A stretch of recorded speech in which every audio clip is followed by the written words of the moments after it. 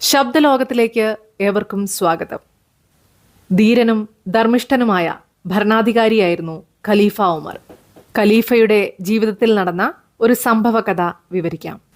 ഇഷാ നിസ്കാരം കഴിഞ്ഞ് രാത്രിയിൽ ഖലീഫ സവാരിക്കിറങ്ങി. തൻ്റെ പ്രജകളുടെ സുഖവിവരം അന്വേഷിക്കാനും രാത്രിയിൽ എന്തെങ്കിലും കാരണത്താൽ ആരെങ്കിലും പ്രയാസപ്പെടുന്നുണ്ടോ എന്ന് നേരിട്ടറിയാനുമായിരുന്നു ഈ രാത്രികാല യാത്ര. വേഷപ്രച്ഛന്നനായിക്കൊണ്ടാണ് അദ്ദേഹത്തിൻ്റെ ഈ നടപ്പ്. അന്നൊരു നിലാവുള്ള രാത്രിയായിരുന്നു. കുറച്ചു ദൂരം പിന്നിട്ടപ്പോൾ ഉമർ ഒരു കുടിലിൻ്റെ മുന്നിലെത്തി. സമയമേറെ വൈകിയിരിക്കുന്നു. ഈ വൈകിയ വേളയിലും ആ കുടിലിലെ വെളിച്ചം അദ്ദേഹത്തിൻ്റെ ശ്രദ്ധ പിടിച്ചുപറ്റാനിടയായി. വിശപ്പ് കൊണ്ടോ മറ്റെന്തെങ്കിലും കാരണത്താലോ പ്രയാസപ്പെടുന്നത് കൊണ്ടാവുമോ ആ കുടിലിൽ ഇനിയും ആളുകൾ ഉറങ്ങാതിരിക്കുന്നതെന്ന് അദ്ദേഹം സംശയിച്ചു. ഉമർ ആ കുടിലിനരികിലേക്ക് നടന്നു. അടുത്തെത്തിയപ്പോൾ 2 സ്ത്രീകളുടെ ശബ്ദം കേൾക്കാം. ഒന്നൽപ്പം പരുത്ത ശബ്ദമാണ്, ഒന്ന് മൃദുവായതും. പാല് വിറ്റുകൊണ്ടാണ് അവർ നിത്യവൃത്തി കഴിയുന്നതെന്ന് അവരുടെ സംസാരത്തിൽ നിന്നും ഉമർ മനസ്സിലാക്കി. പക്ഷേ അന്ന് അവർക്ക് നിത്യവും കിട്ടുന്നതിനേക്കാൾ കുറവ് പാല് മാത്രമേ കിട്ടിയിട്ടുള്ളൂ.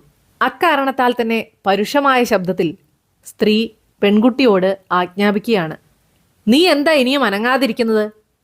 നോക്കി നിൽക്കാതെ ആ പാലിൽ കുറച്ച് വെള്ളം ചേർക്കൂ. അങ്ങനെയെങ്കിൽ നമുക്ക് ഇന്നത്തെ നഷ്ടം നികത്താമല്ലോ."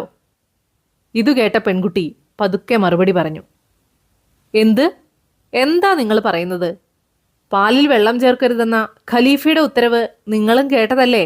ധിക്കരിച്ചാലുണ്ടാവുന്ന പ്രത്യാഘാതം മനസ്സിലാക്കാതെയാണോ നിങ്ങളിങ്ങനെ സംസാരിക്കുന്നത്? അപ്പോൾ ആ സ്ത്രീ പറഞ്ഞു, "അതിന് നമ്മൾ വെള്ളം ചേർക്കുന്നത് മറ്റാരും അറിയുന്നില്ലല്ലോ. ഈ പാതിരാത്രിക്ക് ഖലീഫ നമ്മളിവിടെ പാലിൽ വെള്ളം ചേർക്കുന്നുണ്ടോ എന്ന് നോക്കി നിൽക്കാനും പോകുന്നില്ല. പിന്നെ എന്തിന്, ആരെ ഭയക്കണം? സമയം കളയാതെ വേഗം ആ പാലിൽ വെള്ളം ചേർക്കൂ." അതിന് പെൺകുട്ടി നൽകിയ മറുപടി കേട്ട് ഖലീഫ ആഹ്ലാദ ചിത്തനായി.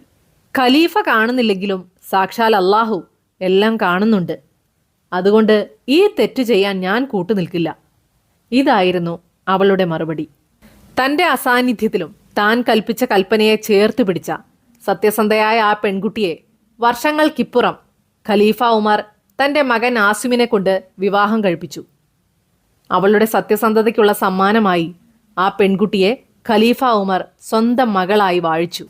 കഥകൾ ഇനിയും ആസ്വദിക്കാനായി വോയിസ് ടെയിൽസ് ബൈ ഹസീന എന്ന നമ്മുടെ ചാനൽ സബ്സ്ക്രൈബ് ചെയ്യുക. കഥകൾ ഇഷ്ടമാവുന്നുവെങ്കിൽ തീർച്ചയായും ലൈക്ക് ചെയ്യുക. മറ്റൊരു കഥയുമായി ഉടനെ എത്താം.